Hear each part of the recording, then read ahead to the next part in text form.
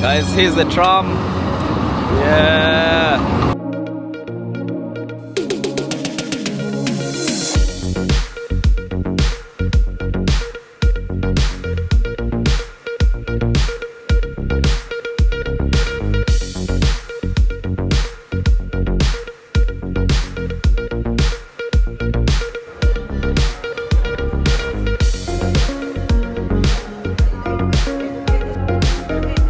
It's called to prayer right now.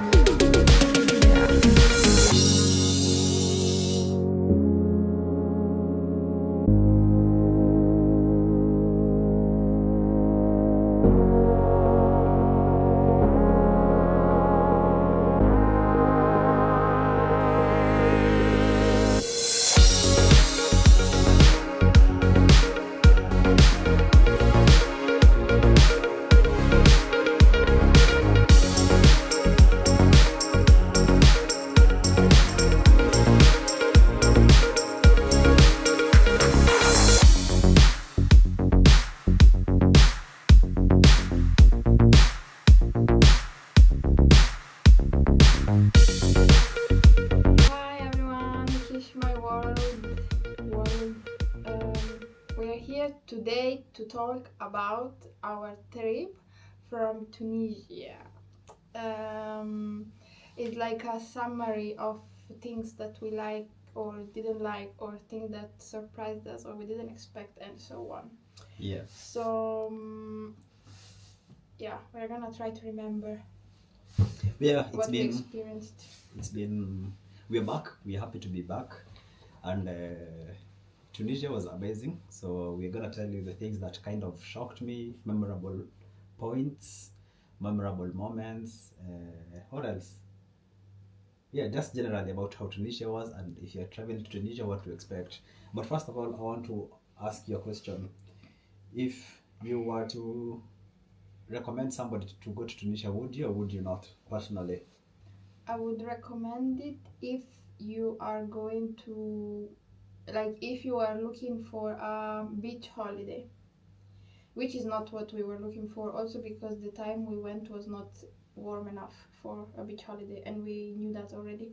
But if someone just wants to go like to the beach and stay at the hotel and chill and so on, then yeah, and maybe nightlife, because we didn't actually experience nightlife, so we can't comment on that. But if you are looking for more like other type of vibes, we will get more into it, then it wouldn't be my first recommendation. Okay. Yeah, but Yeah. they have a beautiful sea, so that's why you can go there for summer, and they have summer like weather, so Yeah. Okay. And this is a bit controversial because we've been to both Tunisia versus Morocco.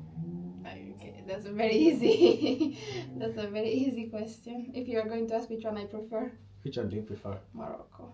Wow. No one, no doubt. Tunisians will be angry at this, but And it's Moroccans your, will be happy. yeah, it's your personal preference. Yeah. So Tunisia versus Morocco.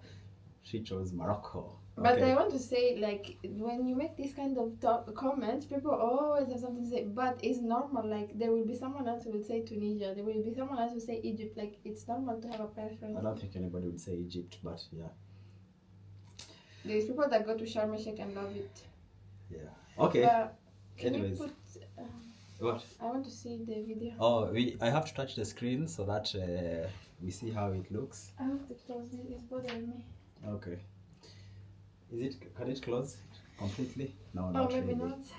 Yeah. Anyways, yeah, keep going.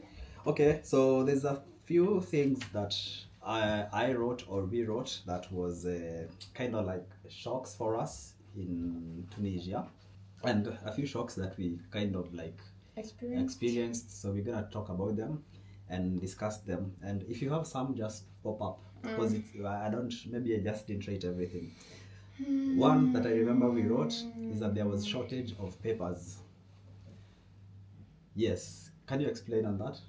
I mean, we don't know if there was a shortage of paper, but it's just that every time we went to the toilet in restaurants, and obviously not fancy restaurants, but like most normal restaurants and the station and stuff, there will never be, most times there will not be paper. But it's not a big deal. It was just funny.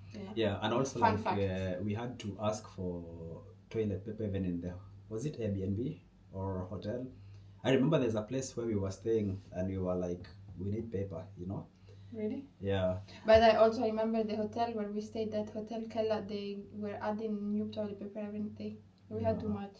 And then So also it's just... another thing is when we went to like the restaurants, or like not the fancy restaurants as you said, but when you go to wash your hands, even paper to dry your hands was like paper. But that only happened once. Yeah, but it's still very shocking because I don't remember the last time I was given an actual paper to dry my hands. Anyways, go on. Yeah, so I think we were just wondering, is there like a shortage of like paper towels in the country? I don't know. You guys comment below if you've been there before. Two, another shortage we experienced, or we were wondering if there's a shortage of, was a shortage of potatoes. The reason we're saying this is because like when we ordered something that comes with fries or something like that, they would give you like countable fries, like 5, 10, whatever. They were really Small few, portions. small portions, and even if you just bought like potato fries, they were very little. I remember even in one restaurant we went and we were like, he told us like fries are included, and I asked him before we entered, but is it a lot of fries or little fries? Then he's like, okay, then I'll give you a lot of fries, and he actually brought a lot of fries. But actually, I want to say, we thought it was funny. So one day I decided to make like a small Google research, and then I came across an article that said that actually in 2023 or 2024, there was actually a shortage of potatoes in Tunisia. And I don't remember the details of it because now it's been a while. But then we wondered, oh, maybe it's actually for real. Like, it's not even a joke. Yeah. Maybe there was. Because I don't know if they imported or grow it there, but yeah. I think they had to import it because it was not growing. Something like that. If we find the article, we might attach it here. If we don't, just know we found it online that there was actually a shortage of potatoes. And it's very weird because potatoes are like one of the things that are available almost everywhere. So yeah, potatoes is one of the crops that grows almost everywhere. So yeah, I think there is a shortage of potatoes. But I think now it's okay again. It was just like that period. Yeah, but when we were there wasn't, so maybe not. But you know, if there is a problem 2 years ago, it will still, it takes time before it goes back to normal. Anyways, yeah, tell us something else. Another thing which we found out on the internet, people are not so happy when we were talking about, and we found it very controversial, rampant everywhere we were going, is that when we would buy food, whether it's like street food or where, we felt like they did not have enough like seasoning or even salt, or even like salt, the basic salt and pepper. All the time, like the food, you'd feel like it's really missing. And we talked to one of the guys there who had a restaurant, I remember, and we asked him, but how comes in Tunisia there's no salt in the food? Then he was like, there's a problem of like diabetes. Was it diabetes, he said, or sugar or something? And he was like, so people here eat very less salt because they're trying to get over that problem. But I don't know if that was a real answer or it was just his own thinking. But we generally marked that in a lot of Tunisian foods, there was not a lot of seasoning, a lot of salt. No, I want to say something about this. Actually, I wish we started with this because this was for me the most important shock from Tunisia. Okay, to start with Tunisia, please don't come here and say, oh, Tunisia doesn't have spices, you didn't travel enough, you didn't go around enough. No, we know that they have spices, we saw it, we even bought them to bring them home, and it's very tasty. And they're good spices. The issue is not that they don't have spices, they have the best spices, but the issue is that we saw that a lot of the food that is eaten in Tunisia is actually street food, right? That was the majority of places that in the street is actually street food. Then there is also restaurants, but there is street food everywhere, which is fine because when you travel also you want to try street food. But the street food was so repetitive. So most places, there's no variety. Sell sandwiches, different types though, like I don't remember the name, different types but similar fillings.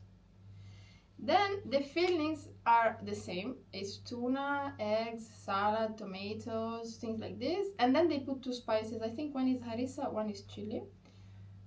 But that's it. Like the tuna, as the tuna comes, it's put inside. The egg is put like that. Like it's not cooked with some spice, some, pepper, at least chili. No, it's just tuna as it is. Like, so that was very disappointing, I'm sorry to say. Yeah, and for But, me, yeah. and for me, like going into an Arabic country, because it's Africa, but it's like Arabic themed. Most of those countries I've been to, they always have very nice food, very well spiced, very unique types of food. And I was expecting that in Tunisia also. But in fact, I remember when I got the first sandwich that morning, I was so excited because I really like these sandwiches. But like Jackie says, I make sandwich of everything. But then I was like eating it, and I was like, something is off. Like I could feel like, yeah, you can see that in the first video. Yeah, the spices was not really spicing.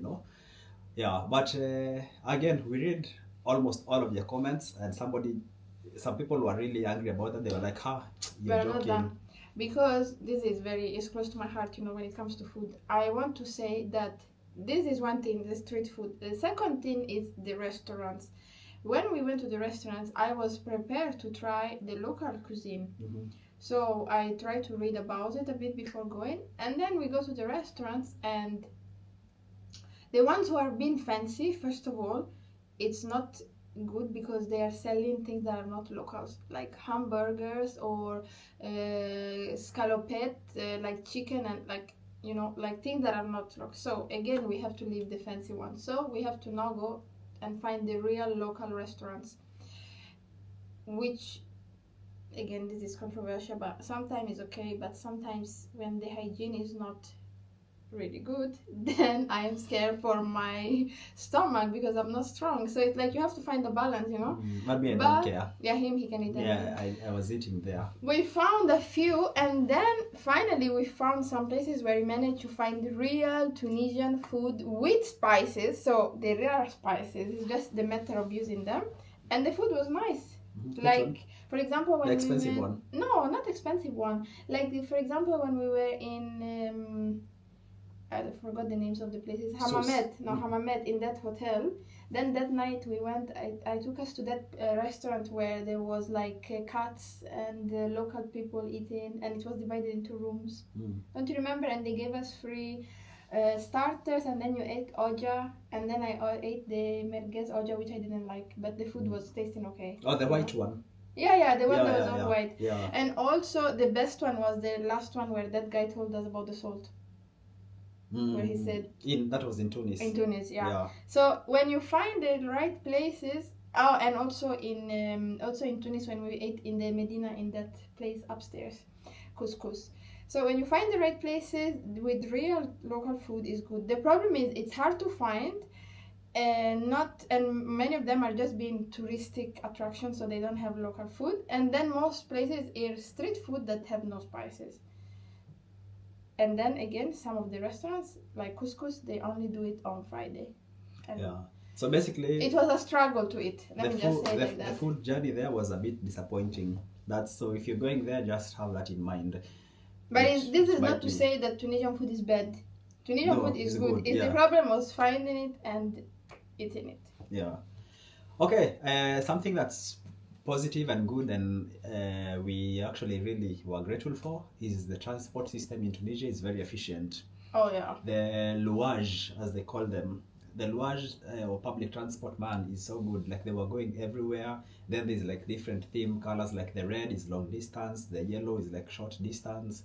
The roads are very, very good. Like there's no place where they had like potholes or anything. They had a lot of highways in both sides. Sometimes the drivers were crazy because they were not driving in their lanes. Some people would just drive in the middle of two lanes. But you can see they know what they're doing. Yeah.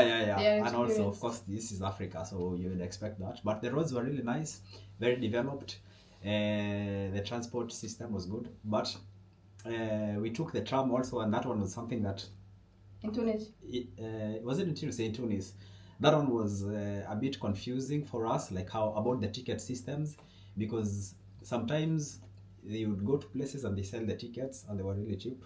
And some people would buy the tickets some people would not even care to buy the tickets, they would just go. So But I for don't me, understand how it works. I want to say the thing with the ticket system, I think, is normal to not understand when you're not local, because honestly, even if you go to Copenhagen and you're a tourist, it's so confusing how to get tickets. Do you need a ticket for this? And so I think when you are not from a place, it takes time before you actually understand the transport. But I feel, But with the Luage, it was easier. yeah, Luage is easy, and You then it just was queue up. you queue up and it was one price for everybody. That's good, because then Yeah. there's no scams or anything. But the tram works also. The tram works, and it was good, and it was, sometimes it gets too busy and too filled up, but it really works. But that's what I was talking about, the tram. Some people, I know you have to pay, but I think it's not strict. I mean, it's like half an hour, so. Yeah, but the locals, sometimes they would want maybe to honor it and keep it going and pay. And also, like when we were going to Sidi Boussaid, we went to the train station and we wanted to buy the tickets, and there was literally nobody there. It was closed, the ticket shop. Yeah, and then Because even someone in the comments said no, it was there, but it was actually closed. Yeah. We know it was there. But then we thought, okay, we get to the end, then we get to see if we can buy there. But then we went to the end and still there was nobody, like the end of the station. So we had to travel for free, basically. We had to, wow. Yeah, we traveled for free, but it was really efficient, generally speaking. No, the transport is good. The only time it got stuck was when we went to El Jem. That was the only time. Yeah, El Jem, because the transport ended a bit early. Yeah. But maybe if we stick to transport also, something you should know if you're visiting Tunisia, and also which is a shocker somehow, is that the meter taxi are way cheaper than Bolt. Yes, if you use Bolt, you can pay almost, was it twice or thrice? No, twice. Twice the price, let's Sometimes. say. Yeah, sometimes more even.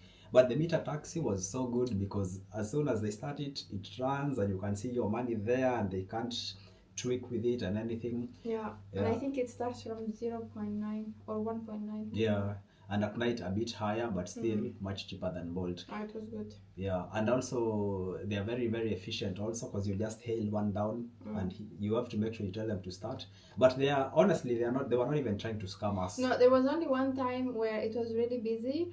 It was traffic, like in Tunis there was traffic, and then one guy said, no, I'm not turning on the meter, you have to pay 20 dinar, or I don't know how much. Yeah. And then we said no, and then the next one that came was with the meter, so. But otherwise, yeah, it was working well. And also another thing that shocked me is how much people take taxis there. Like when it's rush hour, everybody was hailing down taxis. But like, it didn't shock me, because many African cities are like that. Really? I don't think many. Even in Addis, so many taxis. I don't know, but I feel like, taxis mostly they're a privilege thing, because for example Not really in Africa. listen, no. because you pay half dinar for the train, but for a taxi you'll pay maybe 10. A lot of people maybe can't afford that. But there's a huge difference. You should think how Africa is different than Europe, because a lot of people they have things that we can't even afford as here, like people that help you cleaning the house and things like that. So like in Ethiopia, in Eritrea, most people can use taxi. It's not expensive for them. I mean, I don't think in Kenya it's like that. Yeah, in Kenya you use matatu a lot, yeah. Yeah, so that's why I'm saying for me it was a shock that people were just hailing down taxis as much. And as even they in want. Morocco, they were using taxi a lot. The locals, the red taxis, you remember? Were they? I think so. Anyways, anything else for transport?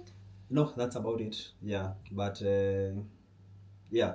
So the next thing was the bread, the recycling of bread. And we are going back to food. Yeah, we're going back to food. Yes, guys. For us, when we went there, Jackie initially marked it or realized it. Noticed. Yeah, she noticed it, because she was like, she realized that the bread we were being given was not like our own bread. Like they would just take bread like from leftover from other people. But initially me, I refused. I was like, no, it can't be. That's not true. Then she was like, wait and see. Then we started paying attention. Then now I'm the one actually who realized, like, some people left from a table, and then the guy who was clearing took the plates, everything, took the bread, took it to the bread basket and mixed it with the other breads. And then when they were serving, they just took that bread and gave it to somebody. But I want to make it clear that this behind us. bread. Let me finish. Sorry. The Chinese girl behind us, and that's when I actually realized that our bread was also recycled. Even when we asked for more, he went and he still took it from that bunch. So they do recycle bread. Yeah, but I want to make it clear that this bread that we are talking about is free bread. Like, we didn't pay for the bread.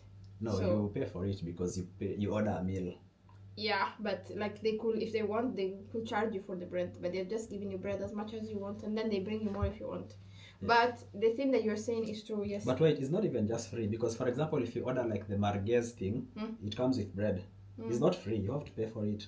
So you can't say it's free. But either way, whether it's like for starters or as a main thing, it's a recycled bread. Or like it's not freshly for you.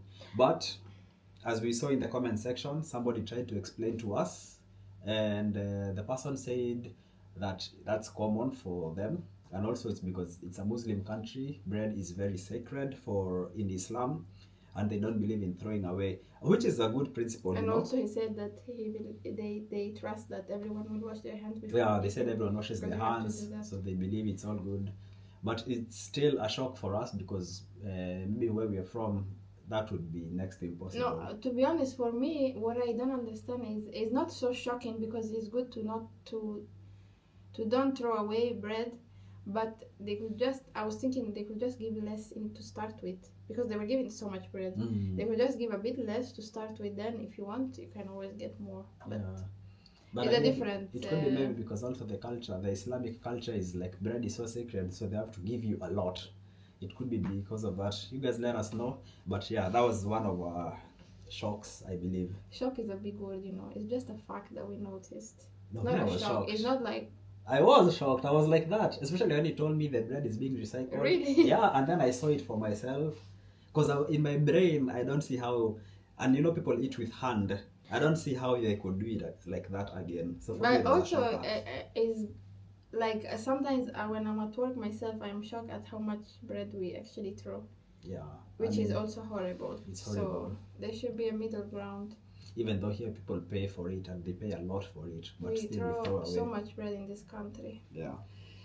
Anyways, another thing that was pleasantly surprising for me, I don't know for you if you noticed it, but is the people of Tunisia are actually very nice. Yeah, I mean, if you don't know if I noticed.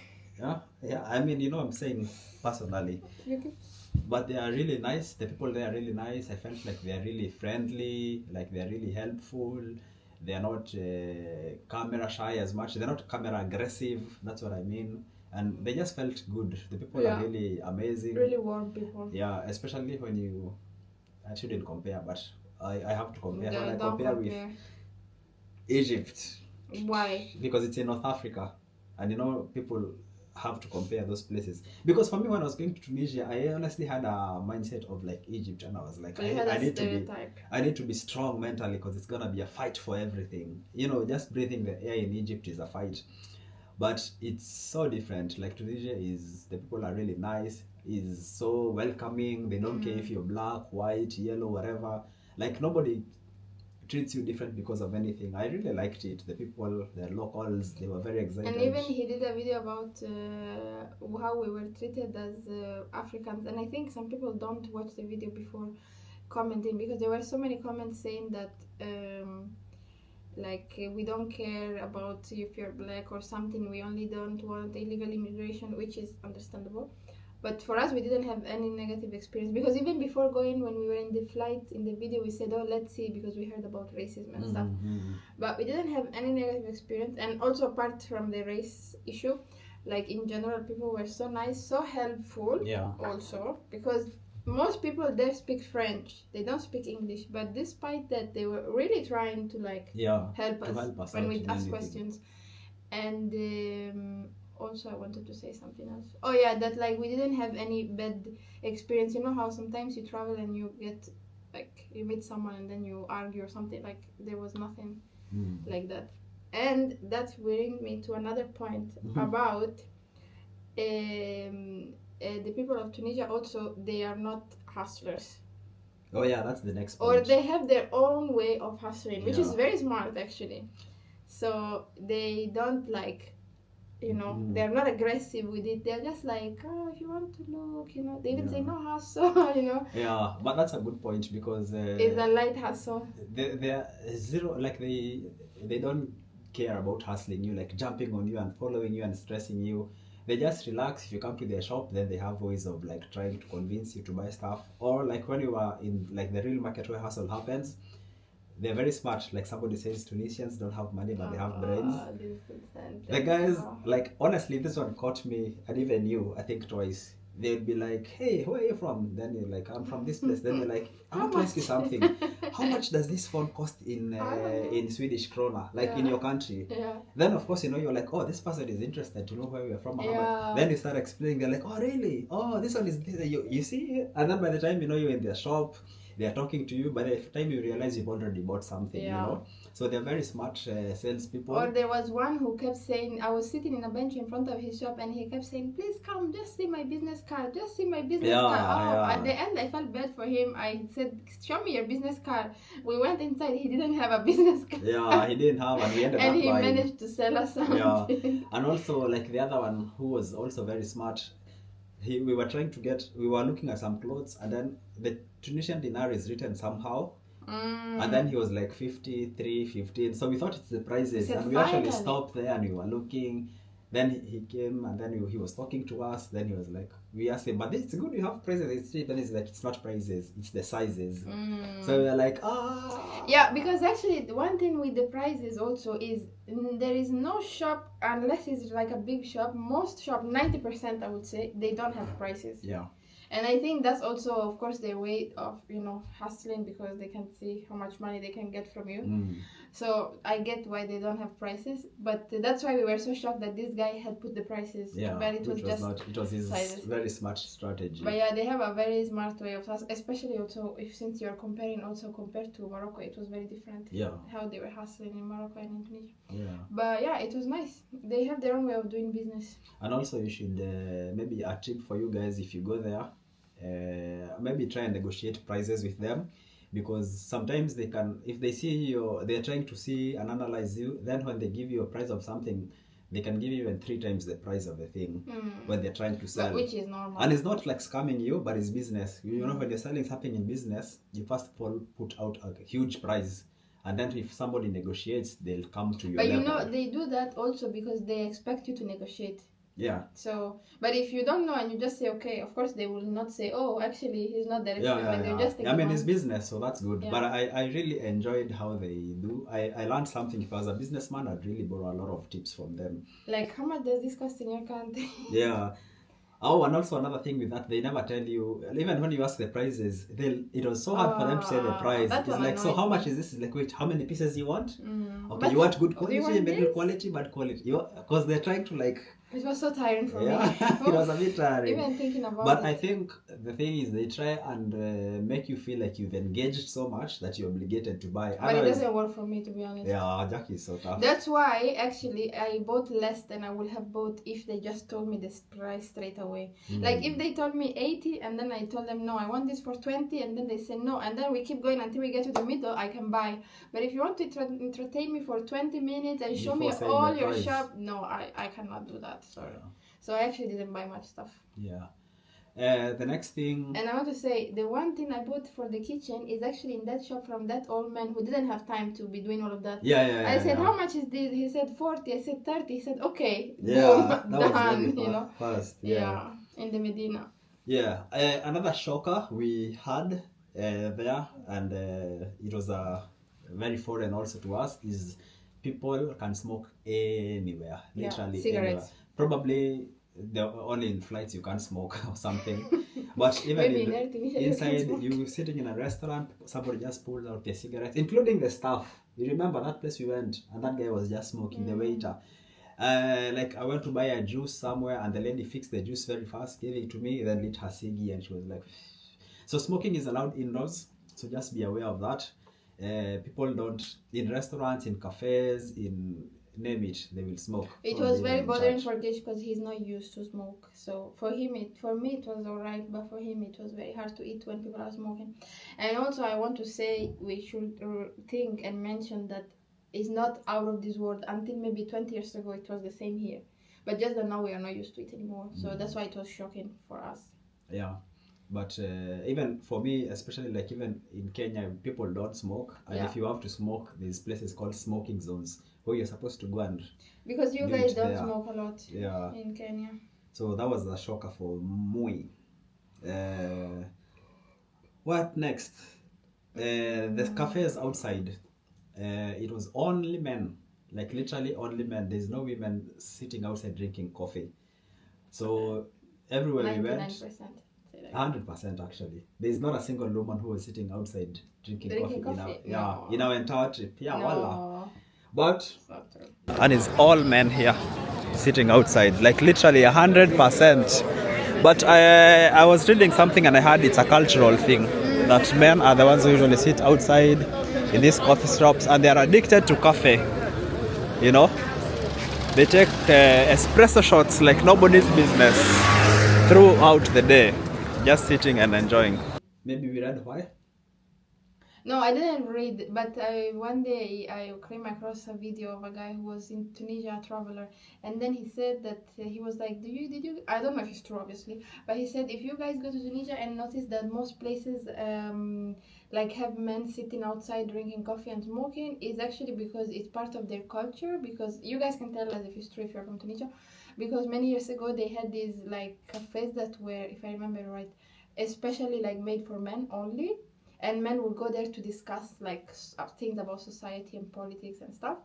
And then with the years, I mean, things of course are not the same now. It's not like men and women are separated, but it just stayed like that. There is more like a cultural thing that just men go there. So yeah, so it's not like women are not allowed, but it's just like it's not a usual thing. Yeah. So that's why they just stay there and talk about their own things and drink and smoke. Yeah. And Drink coffee mostly, not alcohol, just so you know.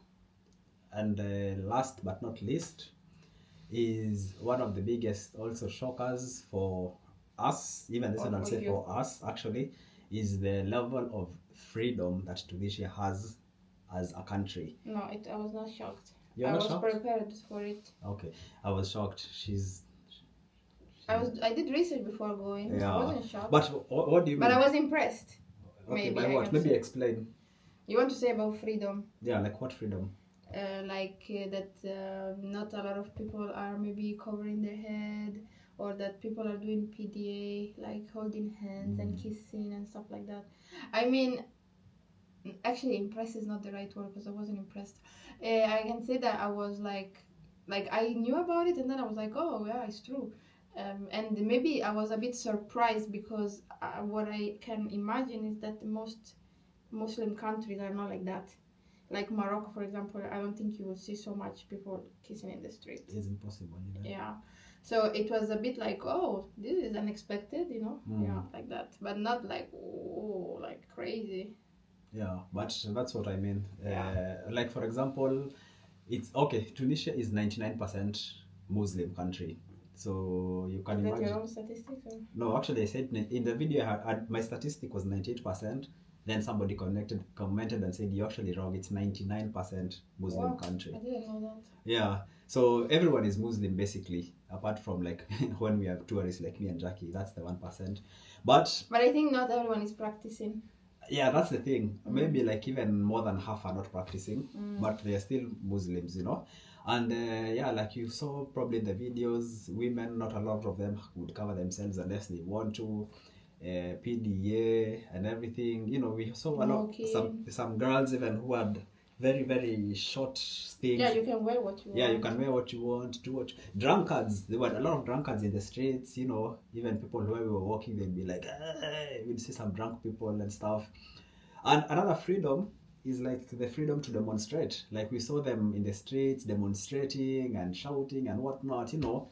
Like it's very democratic. They had the democratic right and liberal and everything, which is a good thing. And I really liked that. And that's one of the things that I actually enjoyed because you can be free to just go and be whoever you are. Maybe it's just not allowed to be gay. Yeah, we don't know about that, but we are not, so we can't comment about that. But one thing you said is maybe the only ones who are not Muslim will be tourists. And I think you wanted to say that there were not many tourists. But actually, I think the reason there were not so many tourists is because of the season. I think in summertime there are a lot of tourists. We were lucky that we went in low season, so there were not many people, which is nice. Another thing that was surprising. Because I think Tunisia is now becoming actually a popular destination. Yeah, but almost everywhere we went, we were like the only tourists, apart from like when we Not the went. only, but not so many. Yeah, it was very rare to see other tourists. So But in Hammamet, there were so many Italians, especially in our hotel. yeah, Yeah, I thought I was in Italy. there's a lot of Italians in Tunisia. That's probably another Everywhere. shock. Yeah, because Tunisia and Italy are so close geographically, so a lot of Italians go to Tunisia to retire because their pension lasts much longer in Tunisia, you know. That money goes a longer way. Yeah. So they go there and enjoy their pension and yeah. Would you say Tunisia was cheap? I think it was okay, yeah. I think it was cheap. affordable, Maybe housing would be a bit like hotels and accommodation. Yeah, hotels are not cheap. They are just normal price. Yeah, but everything else was... Transport was cheap. Transport was cheap. And good. Food was cheap. Yeah. Entertainment. What entertainment did we do? We went to like see different places like the Colosseum and and even going in there was 12 dinar. So basically it's cheap. It's cheap. It's a cheap country. But maybe there was not a lot of tourists, okay, because it was not the season, but we felt like there weren't so many activities actually made for tourists. Like when we went to that place, as we said, the El Gem, we thought there would be guides everywhere trying to come at us, but that's true. There was no one who bothered. They just sell you your ticket and then... Actually, I remember also when I was reading you guys, your comments, people were like, oh man, you just passed like the oldest university in the world. You just passed like whatnot. But in other places, when you're walking, guides are always there like, hey, tour guide there, I'll show you. But we didn't see any people hustling like tour guides. So we probably missed out on a lot of knowledge. Only one guide we met in Tunis who wanted to put us in the pirate ship. That's all. So yeah, that's it. And basically. I didn't tell you, but I actually tried to go because sometimes I go on Airbnb to find experiences when we travel. Yeah, there is. And there was nothing. No walk, no nothing. But of course, even the free walking tours, anything, nothing. Online, you can probably do them, but we didn't plan in time, you know. And Airbnb is like easier to just do those things. But so maybe they don't really care so much, like they just want to enjoy their life without thinking about. Tourism too much. I think they don't really want to like make tourism their number one thing, you know. Maybe, which is also good. But give it a rating out of 10. 6.5. 6.5 Tunisia. You too? Yeah, I think I would do the same. 6.5. Oh, you're copying me. No, I mean you've influenced me, of course, but I would, okay. Like I agree. Yeah. So that was. But Tunisia. I think if we went in summer when it was like warm enough to go to pool or beach, I think I would have made it to maybe 7.5. But the fact that we couldn't even chill at the beach, but of course we knew why. But you know, maybe it's even a bit less points. Yeah, but actually, but I have to say in terms of like just how the Tunisian people carry themselves, the country, the transportation, things to do, blah blah blah. Tunisia could easily be maybe the best country in North Africa for me. Before Morocco. Morocco was really good, but Morocco had a bit of strictness. Like it was not which you don't like. Yeah. There was a bit of like you could see a bit of hidden strictness, and also people would give you some looks. Yeah, you know, that's true. Especially as a tourist. And even me, I was more considerate with my clothes. Yeah, you want to be. But in terms of like nature and beauty and things, Morocco is the most beautiful. And they are really geared towards tourists, so it was easy for us to explore more. Oh yeah. But Tunisia is a good place.